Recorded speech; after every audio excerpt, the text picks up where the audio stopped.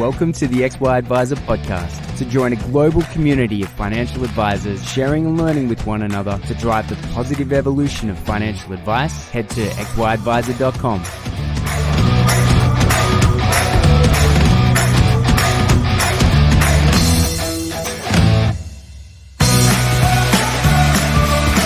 Both Zurich and Onepath life insurance offerings deliver the broadest range of offerings in the market with a combined 4 distinct solutions on offer to better serve all Australians. At Zurich and Onepath, we believe in the value of advice and the professionals who provide it. This means investing in more ways to help your clients and making it easier for you to do business with us. To find out more about how we can help you and your clients, contact your Zurich and Onepath Life or Zurich Investments representative today.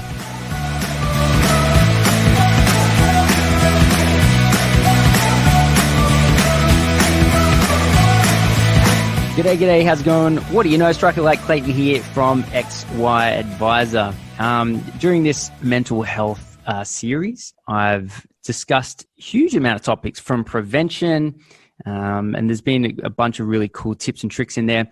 I've brought on Matt Morris here. We've been mates for a long time, and I know he does a lot of good work in terms of that overall sort of view of the impacts of mental health issues to society. So I thought I'd bring him on just to discuss a couple of things in relation to how advisors can help. And also we've got a really cool insurance document and study that we want to bring up. So Matt, thanks for coming on. Not a problem, Clayton. So you've been working with people with mental health issues for a long time. It goes without saying that you have a really good bird's eye view of, I guess, the impact of mental health.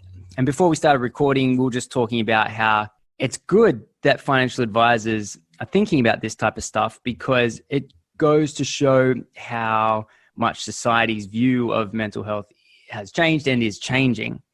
And we were discussing how I think advisors are in a unique position to identify, certainly not solve, we're not trained psychologists, but identify when our clients are going through mental health issues. And traditionally, it has been, hey, let's get you a lot of money. In the event, it's called insurance, life insurance, permanent disability insurance, income protection insurance. There's a lot of money type things that we can do, and that's kind of been the job. But I think that there's probably a lot more advisors can do. And so that's what kicked off this series. On the flip side of not solving it, and I guess I kind of wanted to open up the view of someone like yourself, and that is what happens if advisors don't take a chance at talking to their clients about this type of stuff. How bad is it? How bad are mental health problems on society, and should we be doing everything we can to reduce them? Yeah, look, absolutely. And thanks for that introduction, Clayton. I'm a social worker. I've been working with families for the last 15 years or so, specifically in child protection and supporting families with young kids. But definitely when we think about mental health, all social workers, psychologists, health practitioners are thinking about the mental health of our clients. Definitely, I think that it has a huge impact on all outcomes in life. And I mean, mental health is huge, yeah. There's lots of phrases thrown around like mental health, mental illness, and I don't know who else you've interviewed and what kind of definitions that you're working off. When I think of mental health, I think of it kind of as a parallel to physical health, that and it kind of breaks down some of the stigma as well, because when we think of mental health, lots of people think that it's, bad, it's taboo, we shouldn't go there, we shouldn't talk about it.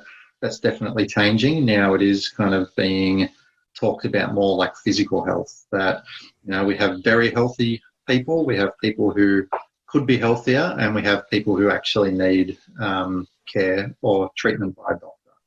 And I think it's the same with mental health, that there's a whole continuum that everyone is placed on. And we even move across, and we can move across daily, weekly, or throughout our lives. I think an Australian survey was done on mental health in Australia a couple of years ago that found that 45% or half of Australians will experience a mental illness at some point in their life.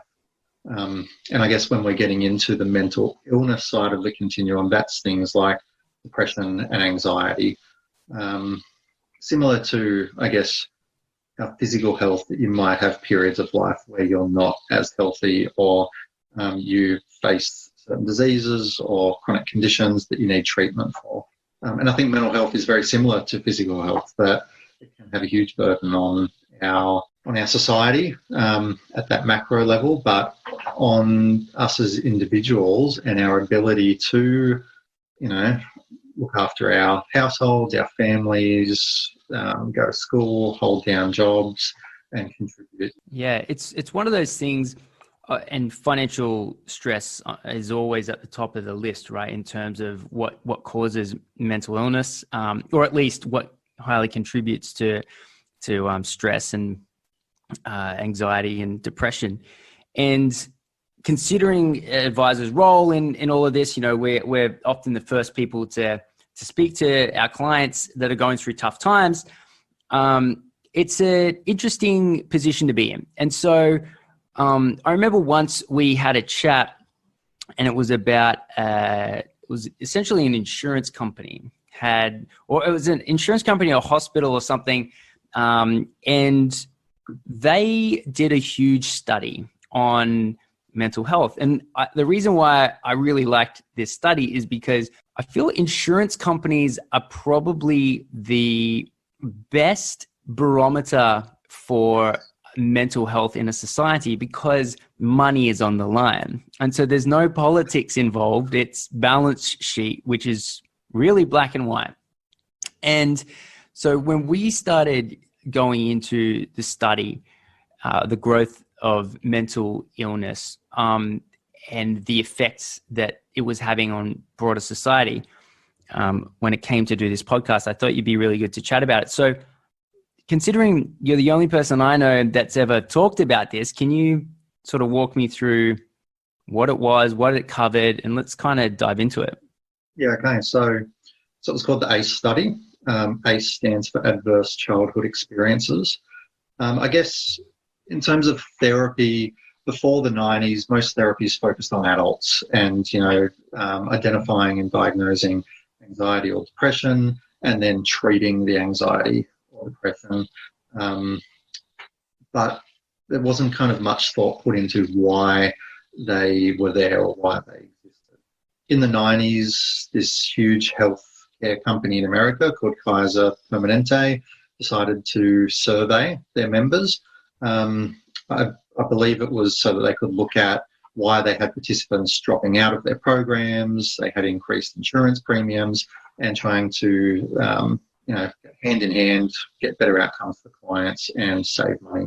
Yeah. And so they did a survey where they kind of looked at all the health outcomes. So first of all, they got a cohort of about 17,000 adults who were, it was one of the major cities in America, so they were predominantly white, college-educated, middle-class cohort, similar to what we might see here in Sydney or the Central Coast. And they looked at their health outcomes. So these were people in their 40s, 50s, and 60s who had already, had been through health outcomes that they could report on, like they, smoked, they used alcohol, used illicit drugs, had heart disease, obesity, had attempted suicide in their life, all of these kind of health outcomes. And so they kind of measured what health outcomes they had, and then wanted to look at what had happened to these people, 40, 50 years prior in their childhood, and see if there was any link between the experiences that we have as kids and the health outcomes that we have later on in life. And so they asked participants 10 questions about their experiences of abuse as children, neglect as children, and other household characteristics, like anyone in their family was incarcerated. And what they found was an overwhelming and at the time very surprising link between the experiences that we have as kids and the health outcomes that we have later on in life. And so it's called the ACE study. And there are 10 ACEs, or adverse childhood experiences. And what they did is they allocated a number. So if you had experienced 5 out of 10 of the adverse childhood experiences, you'd get a score of 5. If you'd experienced none, you would get a score of 0. What I love about this study is that 1 out of 3 people reported that they had not experienced adverse childhood. So what was it? 1 in 3, none at all? Yeah. Cool. So 1 in 3 people in our society had amazing childhoods, which is something I love to hear. I'm working in welfare and child protection as a social worker. I think my job day to day is I see lots of families that are going through lots of struggle. So it's really comforting for us in the profession to kind of know that 1 in 3 people out there are having amazing childhoods. But they found that 10%, so one in 10, had 6 or more adverse childhood experiences. And they found this link between the more adverse childhood experiences that you've experienced, the higher your risk is of being a smoker, using alcohol, or being dependent on alcohol, having attempted suicide, having heart disease, and a whole bunch of other chronic illnesses. And ultimately, what they've concluded is that the more any adverse childhood experiences lead to a disrupted neurodevelopment, or the way that a child's brain is developing is interrupted. But a human's brain grows 90% of its mass in the first 3 to 5 years of life. So what happens to us as a child significantly impacts who we are and how we will be for the rest of our lives. And at the same time this study came out was the same time that IT, computer technologies exploded, and we started to be able to do brain scans and understand the human brain better. And so, in the 50s, 60s, 70s, you always heard about, these sayings that kids are resilient, it doesn't matter what happens to them, they'll get over it. But in the 90s, through this study and with the rise of technology, we actually learned that the opposite was true, that what happens to children actually really does matter, and it significantly impacts the way that their brain organises and the way that they then develop socially, emotionally, and cognitively, which in the ACE study talks about how that development then leads to whether the person will adopt health risk behaviours, which lead to disease, disability and social problems, and ultimately, unfortunately, early death. And so, we see this in Australia with severely, traumatised population groups. When I think about the Aboriginal population in Australia, it's well known that they have a life expectancy that's 20 years lower than white middle-class Australians, and there's the government policy around closing the gap to try to address some of those issues. And when you look at the treatment of Aboriginal people and the trauma that they've experienced for the last 250 years, we're seeing this even here in Australia for a long time, but the ACE study that's coming out in the 90s has kind of given us a way to understand why this is the case. Yeah, so essentially childhood trauma, has a huge effect on someone for the rest of their life. So 1 in 3 live in the dream, which is awesome to hear. 1 in 10 are obviously going to have a hard time of it, and then you've got a large chunk in between. Yeah. Now, my guess is that probably half the people you meet with on a day-to-day basis, or let's call it a half of a client base for a financial planner, is going to be never have experienced any of these ACE problems, and the other half have probably experienced certain accelerating, some more than others. And this is, while this is never going to be a conversation an advisor would ever have with a client, they'd never talk about any potential childhood trauma, but it's good to sort of understand the concept that 1 in 2 of your clients are probably going to at some point in their life suffer a mental illness for at least a small amount of time, and that a lot of it comes from childhood and sort of unavoidable. What have you seen to be successful behavior moderations that people who have a lot of these problems early on in life, who then go on to live happy, fruitful, successful lives, what are some of the behaviors that they display? Because that cohort, and I'd imagine that it'd be a pretty small cohort, that cohort of people probably have, to some extent, some good tips and tricks, right, on how to handle for even myself, for others, even advisors. Like, financial planners have gone through more change than pretty much any other job out there over the last few years, and it's caused a lot of problems. We've seen a bunch of suicides in the profession, especially over the last 12 months.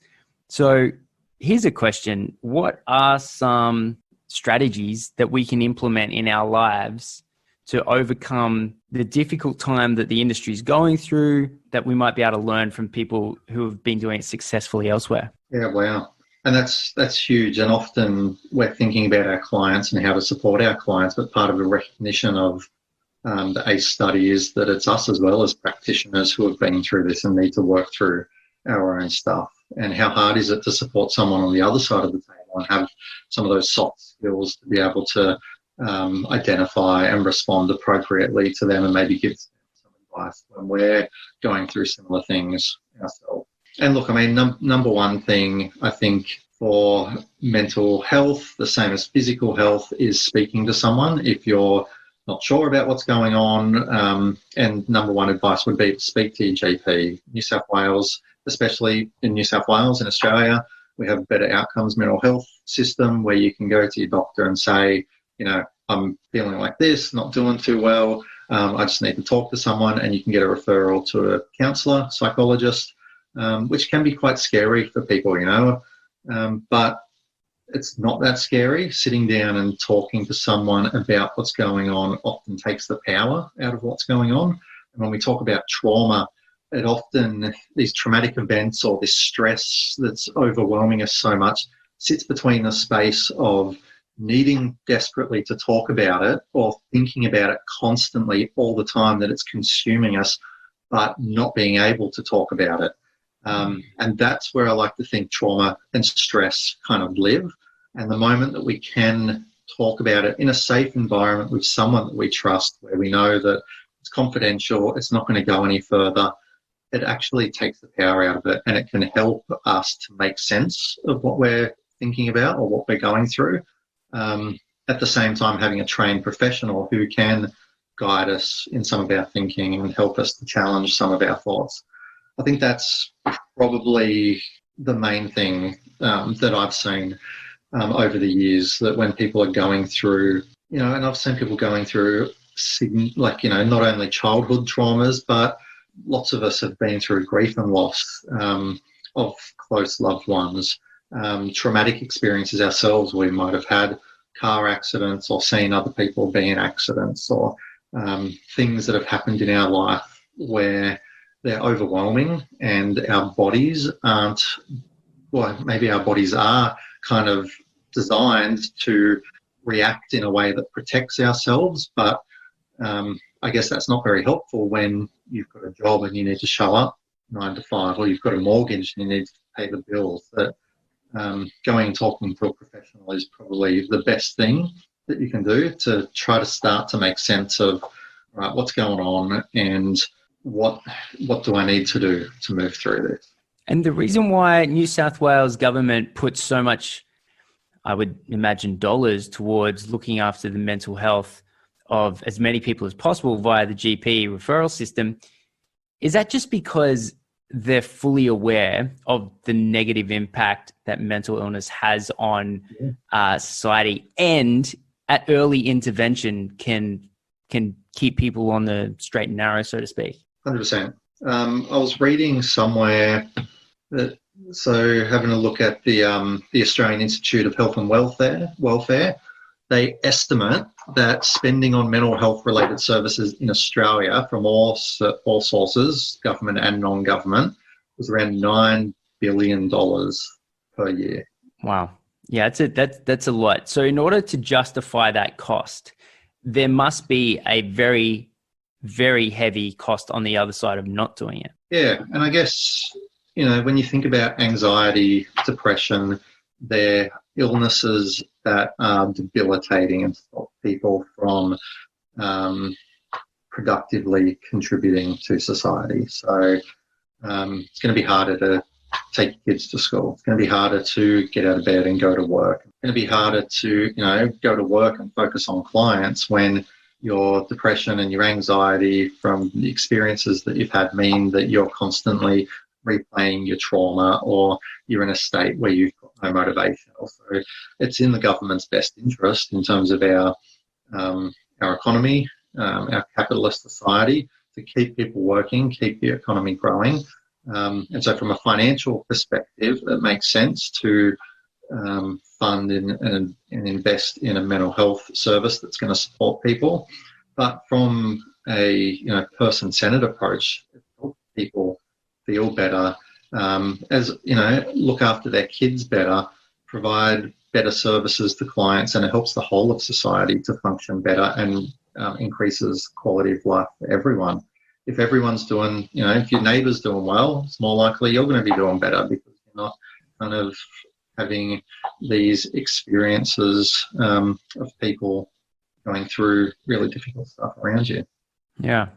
$9 billion is huge. And if I was to think about the impact that mental health has on society, and I can summarize it in that figure, is $9 billion, that's enormous. I think a lot of the stats we're talking about today just goes to show that advisors need to play a better role, a more substantial role, or at least start taking on the role, because it's kind of interesting. Advisors, if you think about it, accountants were probably best placed to become advisors. And for whatever reason, mostly around personality, advisors created a profession where there previously wasn't one.